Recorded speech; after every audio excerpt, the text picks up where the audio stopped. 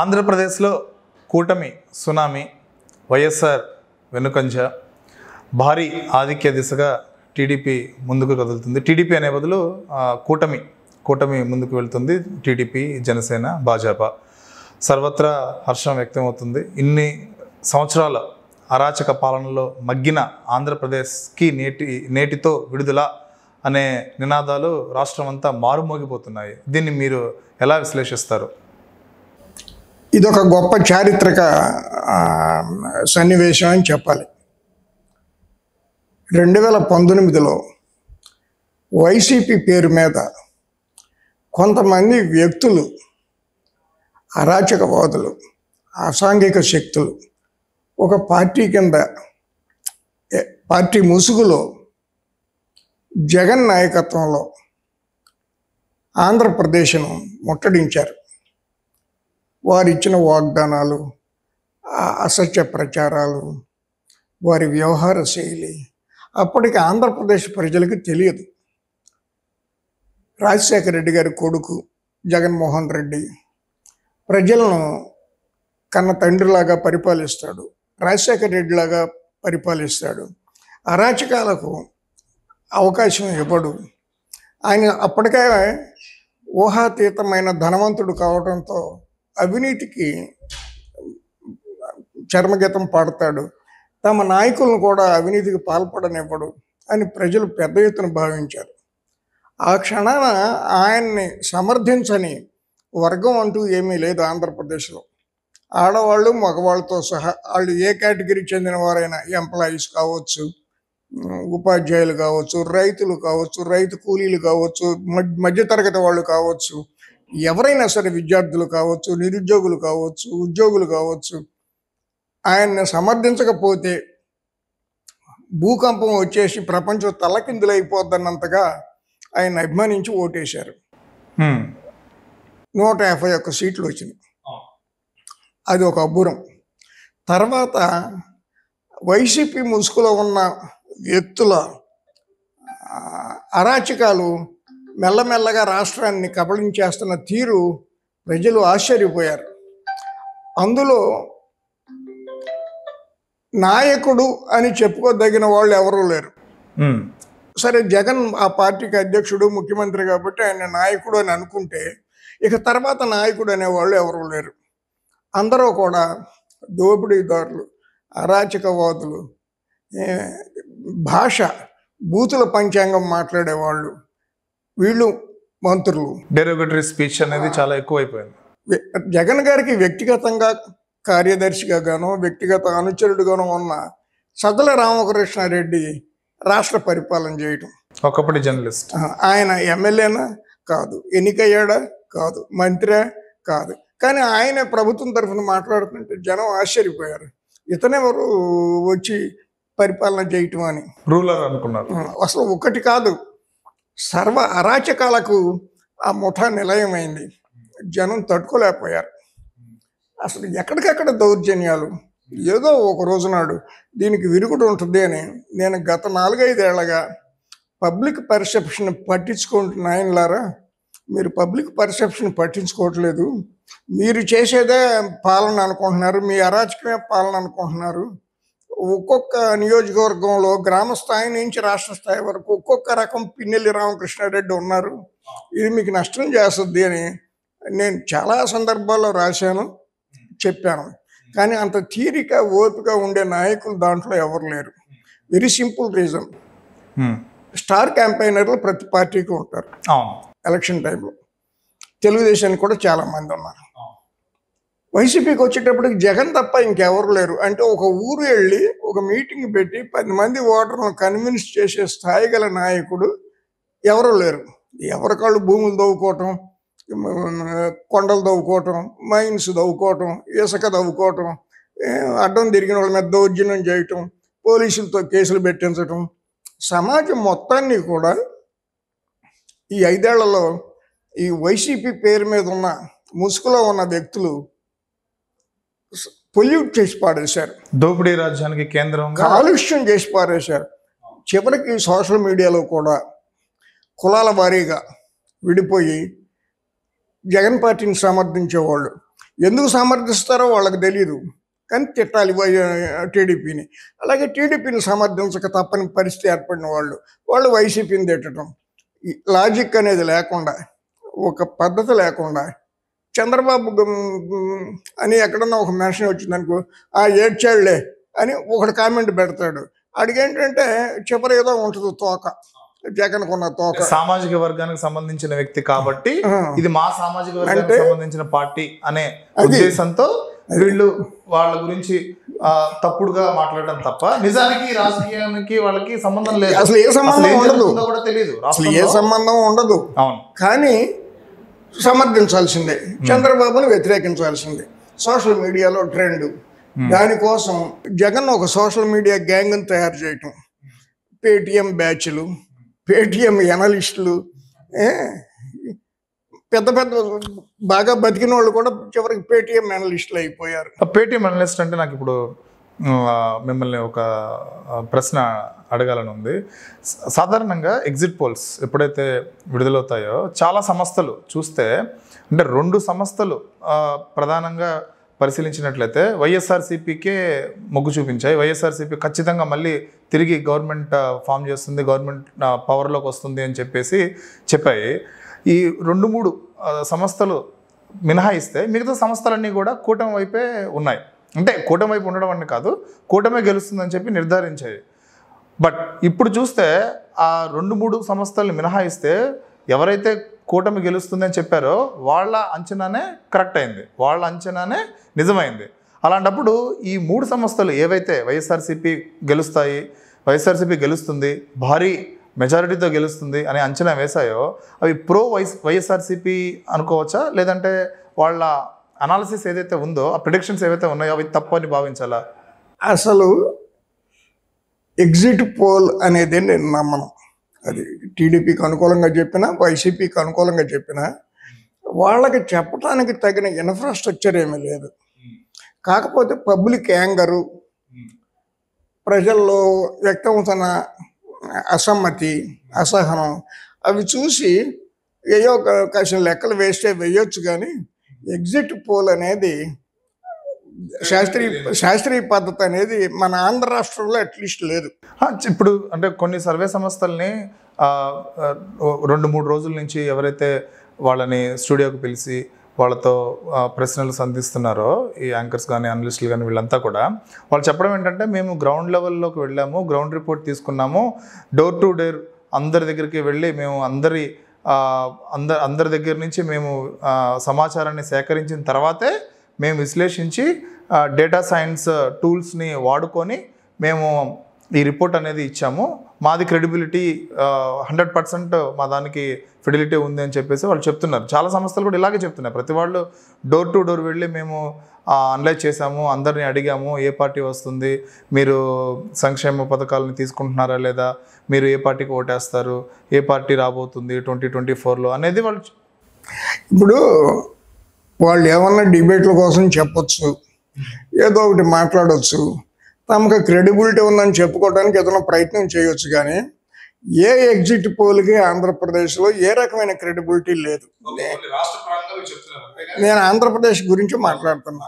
ఆంధ్రప్రదేశ్లో political atmosphere pollute అయిపోయింది, media atmosphere pollute అయిపోయింది, వ్యక్తులు సామాజిక వర్గాల వారీగా పొల్యూట్ అయిపోయారు.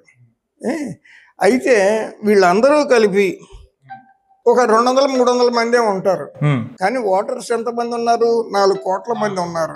4 కోట్ల మంది నాడిని వీళ్ళు పట్టుకోవడం వీళ్ళ వల్ల కాదు, వీళ్ళ తాతల వల్ల కూడా కాదు.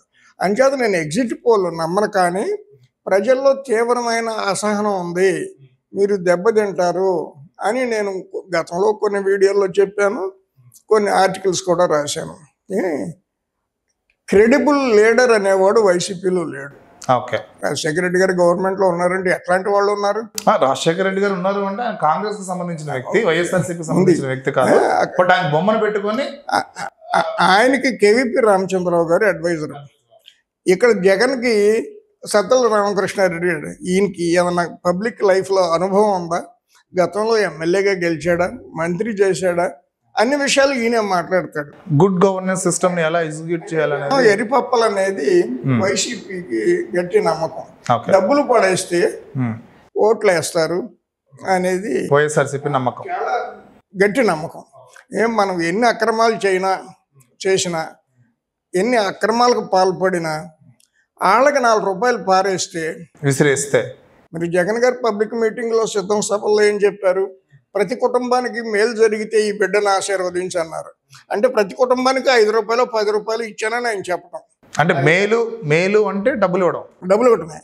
ఇక ఈ 5 ఏళ్లలో ఈ ప్రాజెక్టులు కట్టాను, ఈ రోడ్లు వేసాను, ఈ అన్ఎంప్లాయ్మెంట్ పరిష్కరించాను, ఈ వర్గం సమస్యలు తీర్చాను, ఈ కుర్రాళ్ళకు ఉద్యోగం ఇచ్చాను. ఒక్క ముక్క ఎక్కడన్నా చెప్పారా? పవన్ కళ్యాణ్ గారికి ఎంతమంది భార్యలు ఉంటే నీకెందుకు? ఆయన 3 కాదు, ఓపుకుంటే 30 మందిని చేసుకుంటాడు. మీకు నష్టం ఏంటి? చంద్రబాబుకి దత్తపుత్రుడు అయితే లాస్ట్ ఏంటి? ఎలక్షన్లో పోటీ చేయకూడదు. చంద్రబాబుకి దత్తపుత్రుడు అయితేను అసలు ఏంటంటే అసంబద్ధమైన విమర్శలు, నవ్వులాటకు దారి తీసే వ్యవహార శైలి. ఏ మంత్రి అయినా ఇండిపెండెంట్గా బిహేవ్ చేశాడు? కొడాల నాని బూతులు ఏంటి, ఈ అంబటి రాంబాబు డ్యాన్సులు ఏంటి? మంత్రి అయ్యి ఉండి రోడ్ల మీద డ్యాన్సులు చేస్తాడు మిగిలిన వాళ్ళతో కలిసి. అసలు ఒకటని కాదు, వాళ్ళు మనం ఈ పని చేస్తే పబ్లిక్లో ఎటువంటి రియాక్షన్ వస్తుంది అనే భావానికి 5 పైసలు విలువ ఇవ్వాలి. బేసికల్గా మా ఇష్టం వచ్చినట్టు మేము చేస్తాం, మా ఇష్టం వచ్చినట్టు మేము సంపాదించుకుంటాం. మా పోలీసులు ఉన్నారు, నోరెత్తే కేసు పెట్టి ఇచ్చేస్తాం, లోపల ఏం చేస్తాం, ఎరగొట్టేస్తాం, చంపేస్తాం. ఇదే భాష తప్ప పబ్లిక్ పరిపాలన దీనికి సంబంధించిన అసలు ఏ రకమైన స్పృహ వైసీపీకి లేదు. అంటే ఒక ముక్కలో చెప్పాలంటే ఆంధ్రప్రదేశ్ని ఒక ముఠ వైసీపీ ముసుగులో చెరబట్టి 5 ఏళ్ల పాటు రాష్ట్రాన్ని పీల్చి పిప్పి చేసిన దాన్ని ప్రజలు తిరస్కరించారు. ఒరే నాయనలారా, తిన్నంత వరకు చాలు, ఇక వదిలేయండి, మా బతుకులు మమ్మల్ని బతకనివ్వండి అంటున్నారు అనటానికి ఈ రిజల్ట్స్ ఒక ఉదాహరణ. ఇప్పుడు కూటమి ప్రభంజనంలో కొట్టుకుపోతున్న వైఎస్ఆర్సీపీ అయితే India today exit polls survey Andhra Pradesh శాసనసభ ఎన్నికల పైన వెల్లడించింది. అందులో వాళ్ళు చెప్పిన దాని ప్రకారం 42% ఓట్ షేర్ అనేది టీడీపీకి, 7% ఓట్ షేర్ అనేది జనసేనకి, 4% ఓట్ షేర్ అనేది బీజేపీకి, 44% అంటే టీడీపీ కన్నా కూడా ఎక్కువ ఓట్ షేర్ అనేది వైఎస్ఆర్సీపీకి వస్తుంది. బట్ గవర్నమెంట్ ఫామ్ చేసేది మాత్రం కూటమి అని చెప్పేసి తేటతెల్లం చేసింది. బట్ ఇప్పుడు ఉన్న రిజల్ట్స్, ఇప్పుడు మనం చూస్తున్న స్క్రీన్ మీద ఏవైతే రిజల్ట్స్ చూస్తున్నామో, తేదేపాకి 122 ఆధిక్యం కనిపిస్తుంది. ఇప్పుడు 123 జస్ట్ ఇప్పుడే స్వాప్ అయింది. వైకాపాకు చూసుకున్నట్లయితే 20, జనసేనకు చూసుకున్నట్లయితే 18, భాజపాకు చూసుకున్నట్లయితే 5 స్థానాలు ఇప్పుడే కనబడుతున్నాయి. ఇంకా 175లో 166 వరకే మనకి ఎవరైతే ఆధిక్యంలో ఉన్నారో స్క్రీన్ మీద లీడ్స్ కనబడుతున్నాయి. ఇంకా మనకి దాదాపు 9 లీడ్స్ రావాల్సి ఉన్నాయి. ఈ 9 లీడ్స్ పక్కన పెడితే ఆల్మోస్ట్ అంటే ఇండియా టుడే సర్వే కన్నా కూడా భారీ మెజారిటీనే టీడీపీకి కనబడుతుంది. అంటే వాళ్ళు చెప్పిన దానికన్నా కూడా ఎక్కువ వస్తున్నాయి, వాళ్ళు ఎక్స్పెక్ట్ చేసిన దానికన్నా కూడా. జగన్ ఇమేజ్ హిమాలయ పర్వతాలంత ఎత్తున ఉన్నప్పుడు 2019లో అసలు జగన్కి ఓటు వేయకపోతే మన జన్మ నిరర్ధకం అని జనం భావించే దశలో తెలుగుదేశం పార్టీకి 40% ఓట్ షేర్ వచ్చింది, 39.8 సంథింగ్ లైక్ దట్. జగన్కి కూడా 49.98 ఎంత ఓట్ షేర్ వచ్చింది. అంటే తెలుగుదేశం కంటే 10% ఓట్ షేర్ ఎక్కువ వచ్చింది. అప్పుడు ఇతనికి పవన్ కళ్యాణ్కి దగ్గర 5.8 something like that vote share వచ్చింది. అంటే 6% ఓట్ షేర్ వచ్చింది. బీజేపీకి అప్పుడు కూడా 1.5 ఎంతో ఓట్ షేర్ వచ్చింది. జగన్కి at the height of the glory image ఉన్నప్పుడు తెలుగుదేశానికి 40% మంది ఓటేశారంటే జగన్ ఇన్ని అక్రమాలకు పాల్పడిన తర్వాత ఆ ఓట్లో 1% కూడా తగ్గదు కదా. కరెక్ట్. ఏ, చచ్చిపోయిన వాళ్ళు పోతే లేదా దురదృష్టవశాత్తు ఓటు హక్కు లేకుండా పోయిన వాళ్ళని మినహాయిస్తే అప్పుడు తెలుగుదేశానికి ఎవరైతే ఓటేశారో అంత పెద్ద జగన్ని ఎదుర్కొని ఇప్పుడు ఇంత చిన్న జగన్ని ఎదుర్కొని ఓటు వేయకుండా ఉండరుగా, అవును, రెండో పార్టీకి వేయరుగా. సో వాళ్ళ 40% ఇంటాక్ట్ ఉందనుకుంటే ఈ 5 ఏళ్లుగా చంద్రబాబు నాయుడు చేసిన పోరాటం వల్ల ఆ షేర్ పెరుగుద్దా? అతను ఇప్పుడు ఏమైంది, పవన్ కళ్యాణ్ సొంతంగా పోటీ చేస్తే 6 వచ్చినాయి. ఇప్పుడు తెలుగుదేశంతో కలిసి పోటీ చేస్తే పెరుగుద్దా అతని షేరు? బీజేపీకి కూడా పెరుగుద్దా? 1.5 ఉన్నది, 2% అంత అవుద్దిగా. ఇవన్నీ కలుపుకుంటే వెరీ న్యాచురల్గా 51% వచ్చిందని వాడు వేసాడు ఇండియా టుడే వాడు. కానీ you should be more than that అనేది నా అంచనా. అదే నిజమవుతుంది. ఇప్పుడు మీ అంచనా ఏదైతే ఉందో మనం ఫలితాలను చూస్తుంటే అతను ఎక్కడి నుంచి ఎక్కడికి పడిపోయాడంటే 49 నుంచి 44కో 43కో పడిపోయాడు జగన్. అంత కూడా ఎందుకు వచ్చింది, ఇంకా పడిపోవడానికి దగ్గరగా ఉన్నారు. ఎందుకంటే అవన్నీ దేనికంటే డబ్బులు వేయో ఈ పథకాలని అయ్యని బ్యాంకుల్లో వేసి తర్వాత కులాలు ఉంటాయి, దీంట్లో మతాలు ఉంటాయి, క్రిస్టియన్స్ అని ఇట్లా రకరకాల ఉన్నాయి కదా ఓటు బ్యాంకు, ఎస్టీ మైనారిటీ అవన్నీ కలిసి అతనికి 42 43 వచ్చి ఉంటాయి. కానీ గవర్నమెంట్ పెర్ఫార్మెన్స్ చూసి వాళ్ళ పొలిటికల్ బిహేవియర్ చూసి ఓట్లు వేద్దాం అనుకున్న వాళ్ళు ఎవరు కూడా జగన్కి ఓటేసి ఉండరు అనేది నా ఇంప్రెషన్ అండి. వాళ్ళు తెలుగుదేశానికి వేసి ఉంటారు. అయితే తెలుగుదేశం వాళ్ళు ఇప్పుడు ఏ హామీలు అమలు చేయకపోయినా అధికారంలోకి వచ్చి ప్రజలు తప్పుపట్టరు. ఎందుకు తప్పుపట్టరు అని మీరు అడిగితే చెప్తా. వాళ్ళు గౌరవంగా బతికే అవకాశం కావాలి. విలేజెస్లో లేదా పట్టణాల్లో ఈ వైసీపీ రౌడీ మోకల నుంచి విముక్తి కలిగించాడు చంద్రబాబు. మా బతుకులు మేము బతకగలం, మా గౌరవంతో మేము జీవించగలం, మా పిల్లల్ని మేము చదివించుకోగలం అనే ఒక భరోసా మొదటిసారిగా 5 ఏళ్లలో ఆంధ్రప్రదేశ్ ప్రజలకు కలుగుతుంది. అందువల్ల ఆయన ఆ పథకం సూపర్ 6 లేకపోతే ఇంకొక అష్టపది ఇట్లాంటివి ఏమీ కూడా అమలు చేయకపోయినా నేను చేద్దాం అనుకున్నాను, లూటీ చేసి వెళ్ళిపోయారు. పావలా బెళ్ళ లేదు, నేను శుభ్రంగా ఊడ్చి ముగ్గులు పెట్టేసి కళ్ళాపు కొట్టేసి వెళ్ళిపోయారు వాళ్ళు. నాకు టైం పడుద్ది కాలు చేయి సమకూర్చుకోవటానికి.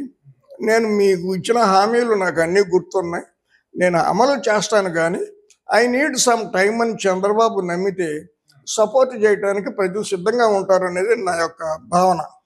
మీ అనాలిసిస్ని పరిశీలిస్తే తెలుగుదేశం పార్టీ పెట్టడానికి ముందు తెలుగు ఆత్మగౌరవం అనే ఒక స్లోగన్తో ముందుకెళ్ళారు. సేమ్ అదే స్థితిలో ఆంధ్రప్రదేశ్ వెళ్ళింది. దాని నుంచి విముక్తి అంటే తెలుగు ప్రజల ఆత్మగౌరవానికి ఇది ప్రశ్న అన్న ఉద్దేశంతోనే ఇప్పుడు వైఎస్ఆర్సీపీ ఇంత భారీ ఓటమిని చవిచూస్తుంది అని చెప్పుకోవచ్చా? నిజానికి వైసీపీ వాళ్ళు ఎవరు కూడా జగన్ ఇన్విన్సిబుల్, జగన్ లేకుండా అసలు ప్రజలు బతకలేరు, కాబట్టి మనం జగన్ అండన మన అరాచకాలు స్వేచ్ఛగా చేసుకోవచ్చు అనే వైసీపీ నాయకులు చాలామంది భావించారు. వాళ్ళ అవసరాల కోసం జగన్ అన్నారు, జనం మీద పడి దోపిడీ చేశారు. ఏ దశలోనూ తన కార్యకర్తలను కానీ నాయకులను కానీ నియంత్రించడానికి జగన్ ఒక్క చర్య తీసుకున్నట్టుగా ఎవరికి తెలియదు. ఎందుకనంటే వాళ్ళు తింటున్నారు, తినేవాళ్ళు తప్పేంటి అనేది ఆయన యాటిట్యూడ్గా, ఎవరి పోర్షన్ వాళ్ళకి వెళ్ళిపోతుంది, ఎవరి వాటా వాళ్ళకి వెళ్ళిపోతుంది. కొద్దిగా తింటారు, తప్పే ఉంది, తినటం అనేది మానవ హక్కు అన్నట్టుగా ఆయన మాట్లాడాడు అని చెప్పుకుంటారు. కానీ ఈ ఎన్నిక రిజల్ట్ రాజకీయాలకు ఒక గుణపాఠం. అవకాశం వచ్చింది కానీ విచ్చలవిడితనంగా జనం మీద పడి దోచుకోవటం, వ్యవస్థలను మేనేజ్ చేయటం, పోలీసుల్ని అక్రమంగా వాడుకోవటం, డబ్బు ఏం చేసుకుంటారు ఒక దశ దాటిన తర్వాత. ఇప్పుడు మీరు 1,00,000 కోట్లు సంపాదించారు, ఎల్లుండో మీరు చచ్చిపోయారు, ఆ డబ్బు ఎక్కడ ఉందో వెనకాల వారసులకు తెలియదు. అదే పరిస్థితి జయలలిత. జయలలిత ఏమైంది? చివరికి దానికి ఆక్షన్ వేసి దాని వస్తువులన్నీ తీసుకొచ్చి గవర్నమెంట్కి హ్యాండ్ ఓవర్ చేశారు. ఆ చంద్రకళ ఏదో ఇంకొక ఆవిడ ఏం చేసుకుందా? అంత డబ్బు సంపాదించుకుని నగలు ఒళ్ళంతా దిగేసుకుని తిరిగితే సరిపోయిందా? చరిత్రలో చాలా మంది నాయకులు ఉన్నారు, ఇలాంటి ఉదాహరణలు మనం చెప్పాలి. రాజకీయ నాయకులకి గౌరవం ముఖ్యం. ఎంత సంపాదిస్తే ఏముంది? పొద్దున వారసులు 4 రోజులు పేకాడి 3 రోజులు గుర్రపని తెల్లాడి పోగొట్టేస్తారు. కానీ అది ఒక మేనియా. డబ్బు సంపాదించడం అనేది ఒక మేనియా, ఒక దురద, ఒక వ్యసనం. దానికోసం ప్రజల్ని, రాజకీయాల్ని, నైతిక విలువల్ని ఇష్టం వచ్చినట్టు మిస్యూజ్ చేస్తారు, తాకట్టు పెట్టేస్తారు, వదిలేస్తారు. సజ్జల రామకృష్ణారెడ్డి గారు నోరెత్తారనుకో, వ్యవస్థలను మేనేజ్ చేయటంలో చంద్రబాబు నాయుడుకి పిహెచ్డి ఉందని చెప్తాడు. వాళ్ళ పార్టీ వాళ్ళు కూడా అట్లాగే చెప్తారు. సుప్రీంకోర్టు నిర్ణయం ఈ పిన్నెల్లి రామకృష్ణారెడ్డికి బెయిల్ ఇవ్వటం ఏంటి, అపహాస్యం చేయటం, హైకోర్టు హేళన చేయటం, న్యాయ ప్రక్రియను ఎంత తప్పు చేశారు అని అన్నాయి. హైకోర్టు దాని అంతటా అదే ఇచ్చింది ఆ తీర్పు, వ్యవస్థలను ఎవరో మేనేజ్ చేయకుండానేనా. అందువల్ల ఏంటంటే వైసీపీ వాళ్ళ ట్రెండ్ ఏంటంటే ఒక తప్పు చేయటం నిరాధారంగా కాదు, నిరాఘాటంగా తప్పు చేయటం, పబ్లిక్ ఏమనుకుంటారనే భయం లేకుండా చేయడం, వ్యవస్థల్ని కాలకం తెసి తొక్కేయటం, ఇవన్నీ చంద్రబాబుకు ఆపాదించడం. ఇది వాళ్ళ యొక్క పొలిటికల్ ఫిలాసఫీ. ఆ పార్టీకి సిద్ధాంతాలు లేవు, వ్యక్తులే ఉన్నారు. కార్యవర్గం చెప్పండి, 5 ఏళ్ళు అధికారంలో ఉంది కదా. General secretary Sajjala Ramakrishna Reddy, okay. Assistant secretary ఎవరు? ట్రెజరర్ ఎవరు?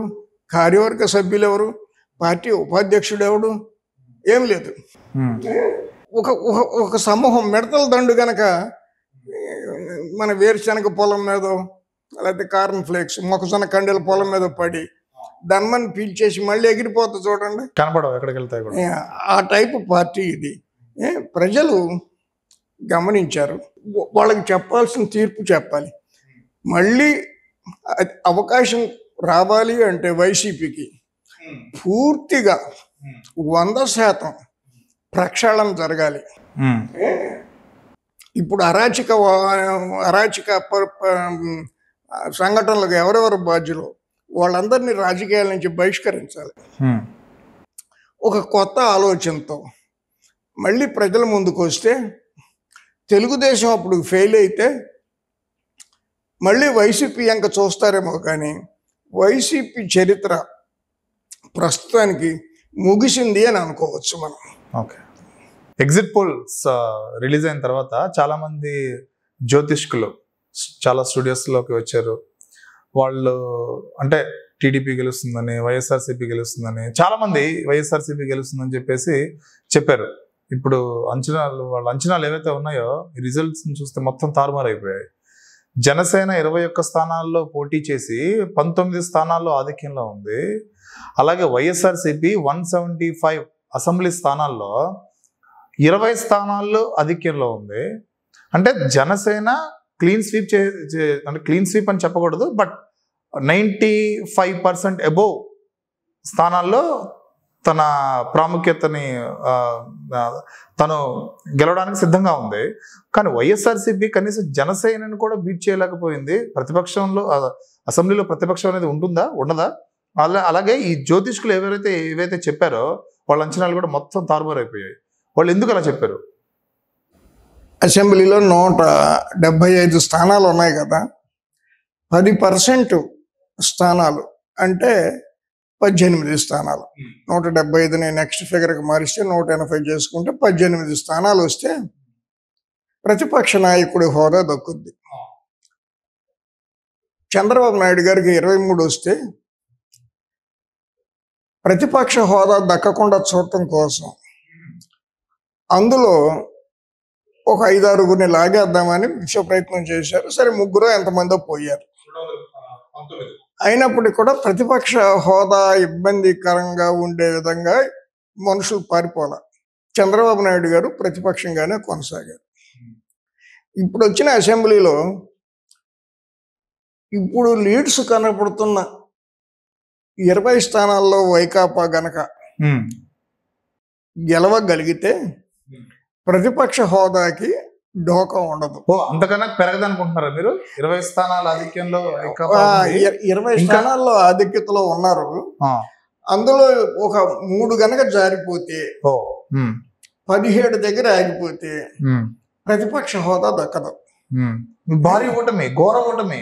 ఇది చరిత్రలో వైఎస్ఆర్సీపీకి వాళ్ళు ఎక్స్పెక్ట్ చేయని ఓటమి ఇది. అంటే అది ఒక రెగ్యులర్ పార్టీ కాదు, కొందరు వ్యక్తుల సమూహం. ఉహు, అపరిమితమైన డబ్బు వారికి అందుబాటులో ఉంది. ఎన్నికల ముందు నుంచి ఉంది, ఎన్నికలు అయిన తర్వాత చెప్పే పనే ఉంది.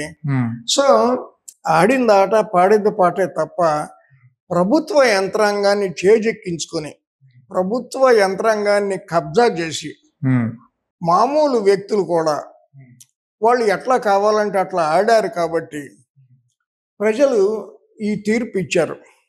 అదిగో ఇందాక 20 చూపెట్టాడు ఆధిక్యం లీడ్స్, తగ్గిపోతుంది. ఇప్పుడు వైకాపా 19 చూపెడతాడు. ఇప్పుడు వైకాపా జనసేన లిస్టింగ్ చూస్తున్నట్లయితే మనం డిస్ప్లే ఇద్దరికి సమానంగా ఉన్నాయి స్థానాలు. జనసేన 21 సీట్లో పోటీ చేస్తే జనసేన మద్దతుదారులంతా బొగ్గలు నొక్కున్నారు. ఎంత తక్కువేంటి, అవును, మన ముఖ్యమంత్రి అవ్వాలి కదా, మనకు 100 సీట్లో 75 సీట్లు రావాలి కదా అని. పవన్ కళ్యాణ్ ఒకటే చెప్పాడు, ఎన్ని సీట్లో పోటీ చేస్తాం అనేది ముఖ్యం కాదు, ఎన్ని సీట్లో గెలుస్తాం అనేది ముఖ్యం. ఓకే, గెలిచే సీట్లనే నేను తీసుకుంటున్నాను, ఖచ్చితంగా గెలుస్తామని. ఆయన 21 తీసుకుంటే 19 ఇప్పుడు కనపడుతుంది. అదే ఎప్పుడు ఇచ్చాం కాదు, ఇంకా 3 సీట్లు లీడ్స్ రావాల్సి ఉంది. ఓకే, 172 సీట్లు లీడ్స్ వచ్చినాయి. 21 సీట్లో పోటీ చేసిన జనసేనకి 19 లీడ్స్ వస్తే 19 లీడ్స్ వస్తే 175 స్థానాల్లో పోటీ చేసిన వైకాపాకి కూడా 19 లీడ్స్ వచ్చినాయి. అవును, చరి సమానంగా. దాన్ని బట్టి ఎంత కంటెంప్ట్, ఎంత అసహనం, ఎంత కోపం, ఎంత ఆగ్రహం వ్యక్తమైందో ఓటర్లలో.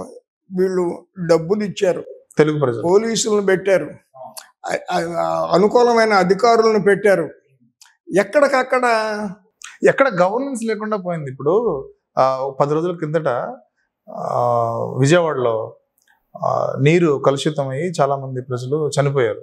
దానికి సంబంధించి ఒక్క నాయకులు కూడా బయటకు వచ్చి ఎందుకు, ఏం జరిగింది, ఎలా చనిపోయారు వాళ్ళని పరామర్శించడం కానీ వాళ్ళకి ప్రభుత్వ యంత్రాంగం ఈ 5 ఏళ్లలో దేనికి ఉపయోగపడిందంటే వైకాపా నాయకులకు ఆస్తిపాస్తులు సమకూర్చి పెట్టడానికి, వాళ్ళని వ్యతిరేకించిన వాళ్ళని అణగదొక్కటానికి, దానికి ప్రభుత్వ యంత్రాంగం ఉపయోగపడింది. కానీ ప్రజలకి ఏదన్నా మేలు చేద్దాం, ప్రజలకి ఈ రోడ్డు వేద్దాం, ప్రజలకి ఆ బ్రిడ్జి కడదాం, ప్రజలకి ఈ సౌకర్యం కల్పిద్దాం, ఎనార్మస్ మనీ. ఇప్పుడు ఆంధ్రప్రదేశ్ కదా, ఏ రాష్ట్ర ప్రభుత్వానికైనా పన్నుల రూపంలో, రుణాల రూపంలో, రకరకాల ఆదాయాల రూపంలో ఎనార్మస్ మనీ, మంగళగిరి కొండంత డబ్బు వాళ్ళు ఎదురుకుండా కనపడుతుంది.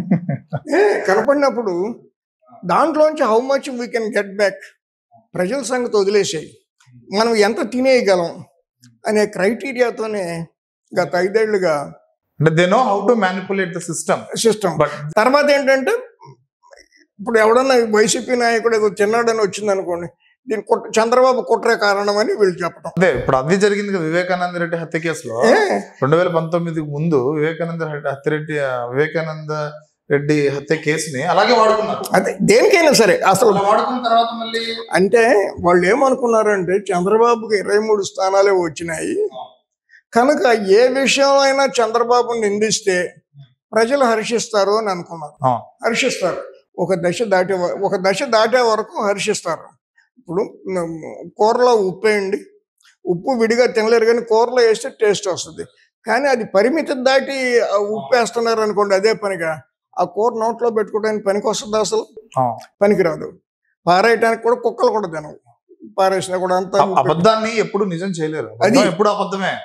ఒక స్టేజ్ వరకు దాని నిజాన్ని అబద్ధాన్ని చూపిస్తారు. కానీ రాష్ట్రం విడిపోయిన కొత్తలో చంద్రబాబు లాంటి అనుభవజ్ఞుడు, పరిపాలనా దక్షుడే ముఖ్యమంత్రిగా ఉండాలని జనమంతా ముక్తకంఠంతో కోరిన సందర్భంలో కూడా ఇన్ని సీట్లు రాలేదు తెలుగుదేశం పార్టీ. 110 100 అంతలోపు ఎంతో వచ్చినాయి, 105 ఎంతో. 2014 2014లో ఇప్పుడు 128 లీడ్స్ ఇప్పుడు కనపడుతున్నాయి. ఇంకా 3 స్థానాల్లో లీడ్స్ రావాలన్నాయి. అందులో 2 వస్తే 130. కరెక్ట్. ఒక కూటమితో కలుపుకుంటే 150, భాజపా 156. అంటే 2019లో వైఎస్ఆర్సీపీ కన్నా కూడా ఎక్కువ కూటమికి వచ్చాయి. వచ్చినాయి. Please do subscribe to Telugu Rajyam channel. Please do subscribe to Telugu Rajyam channel. Please do subscribe to Telugu Rajyam channel. Hi అండి, నేను మీ ఆర్పీని, నెల్లూరు పెద్దారెడ్డి చేపల పులుసు ఓనర్ని. మీరు తెలుగు రాజ్యం అనే ఈ యూట్యూబ్ ఛానల్ సబ్స్క్రైబ్ చేసుకుని మంచి మంచి వీడియోలతో వస్తారు. Thank you so much. Hi people, I'm Sonakshi Verma and you please watch Telugu Rajyam and please subscribe to the channel.